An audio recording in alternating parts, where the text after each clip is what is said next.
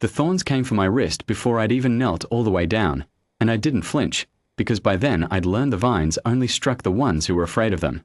300 years that Tomb Garden had sat under the dome's broken glass, and in 300 years it had refused every hand that reached for it with hunger in the grip.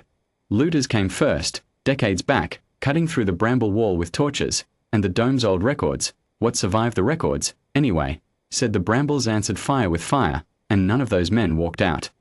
Soldiers came after, when the continent was still being fought over, armored and disciplined, moving in formation toward the night at the garden's heart. The vines didn't burn them. They simply held them, root and thorn wrapped slow and patient around boots and wrists, until the soldiers stood so still for so long that the next survey team found them that way, decades later, fused into the hedge like men who'd simply stopped, mid-stride, and let the garden grow through them. Botanists came last, careful and curious, gloved and surveyed and humble in their approach, and even they were turned back, not harmed, just steered, gently and absolutely, toward the door, every single time. I'd worked that dome for 11 years and never once tried to enter the tomb garden myself. I had no interest in the knight at its center, the bark and stone sentinel the old records called the Earth Knight, kneeling there since before anyone alive could remember why. I had interest in the root system tangled at its feet, because that root system was dying, and I am a man who has spent his whole life unable to walk past a dying thing without trying to save it. That's the only reason I went in. Not for the knight. For the roots. The bramble wall opened for me without a fight. No thorn at my wrist after all, just a parting, slow and silent, like a door swinging on old hinges that remembered the weight of a hand. I didn't think much of it at the time. I thought the wall was simply old and tired, same as me. Inside, the air smelled of wet bark and turned soil, and the knight knelt in the center of it all, vast and still, its shoulders furred green with 3 centuries of moss, one knee sunk into the tomb floor like it had been kneeling so long the stone had grown up around it. I didn't look at its face. I went straight for the roots, because they were grey at the tips, curling inward, starved, and starved roots don't wait for anyone's permission to die. I knelt in the dirt beside that ancient thing and did what I do. I cleared the choking moss from the root crown. I cut back the rot with my pocket knife, sure-handed, the way you'd tend any garden bed gone wrong. I packed fresh soil where the old soil had gone to dust.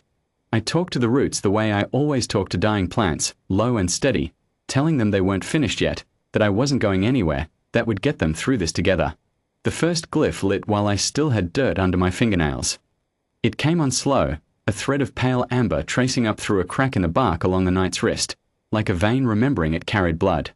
I froze with my knife still in the soil. The light spread, unhurried, root-shaped, branching up the forearm and across the shoulder, and the moss that had armored that shoulder for 300 years sloughed away in soft green clumps, revealing bark gone warm and dark beneath, alive in a way stone has no business being.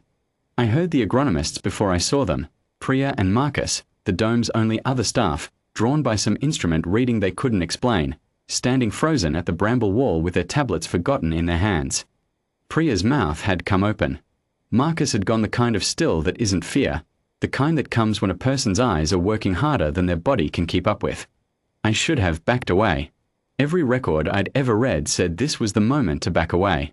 Instead I stayed kneeling, one hand still flat against the root crown, because I'd told it I wasn't going anywhere, and I am not a man who breaks that kind of promise to a plant or otherwise. The second glyph ignited at the collarbone. The third bloomed open across the chest, wide as a hand, amber gold, and pulsing slow as a heartbeat too large to rush. The vines along the tomb's far wall, vines that had held armored men motionless for a generation, uncurled and drew back from the knight's feet like an audience leaning out of the way of a performance about to begin. Its eyes opened last.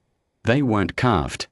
I understood that the instant the lids parted, 2 seams of bark splitting clean down the middle to reveal something underneath that held light instead of reflecting it, amber and deep and old as the dome's broken glass roof.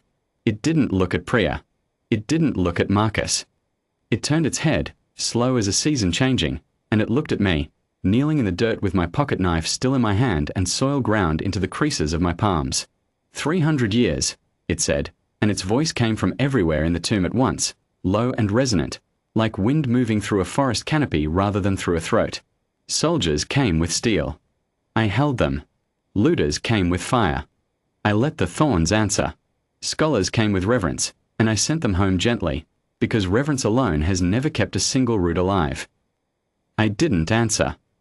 I didn't know what there was to say to a thing that had been kneeling in the dark since before written history remembered this continent's name. You came with a knife and dirty hands, it said, to save something you didn't ask permission to save. The root crown beneath my palm pulsed once, warm, and I felt it rather than saw it, life moving back up through grey, starved tissue, the way blood returns to a limb gone numb. The knight's other hand, the one not threaded with light, came down slow and settled against the soil beside mine, bark fingers easily 3 times the size of my own, and for one long moment we knelt there together over the same dying root, the oldest guardian on the continent and a man who fixed dying plants for a living. I was not built to guard treasure, it said. I was built to guard a vault of seed older than any nation that came after it, the last wild stock of this world, sealed beneath us, waiting for someone who would not let it die of neglect before it ever had the chance to be planted again. I have waited 300 years for a conqueror to test, and turned every one of them away, because a conqueror was never who this vault needed. The light along its chest brightened, and beneath us, faint at first and then unmistakable, I felt the ground begin to hum. Not an earthquake, nothing violent, just a low and steady vibration, the sound a thing makes when it wakes up slow and remembers it's alive. It needed someone who would kneel in the dirt for a root no one else thought worth saving, it said, and stay kneeling, after. Priya had her hand pressed flat against her own chest. Marcus hadn't moved at all, his amazement too large for his body to do anything with yet. The knight bowed its head toward mine, bark and stone and 3 centuries of patient refusal, and the amber light ran from its chest down its arm and into the soil between us, into the root crown, into my hand still resting there, warm as a held palm. Bloomkeeper, it said, at last. I felt the words settle into me the way a name settles into a man who's worn the wrong one his whole life without knowing it. Beneath the tomb floor, deep under 300 years of bramble and stone, something vast and dormant stirred for the first time since before anyone alive could remember. Not a weapon waking, not an army. A vault of seed, turning over in its long sleep, ready at last to be planted by a man who had never once asked what kneeling there would make him, only whether the thing in front of him could still be saved. I have tended that garden every day since. The night still kneels at its center, quieter now, its glyphs banked low and steady like embers that have found their fire. I don't visit it the way you'd visit a god. I visit it the way you visit anything that's finally been given the chance to grow. Some mornings the new shoots are an inch higher than they were the day before, pushing up through soil that hasn't held green in 300 years, and I kneel there with dirt under my nails same as always, and I tell them they're not finished yet, and I am not going anywhere.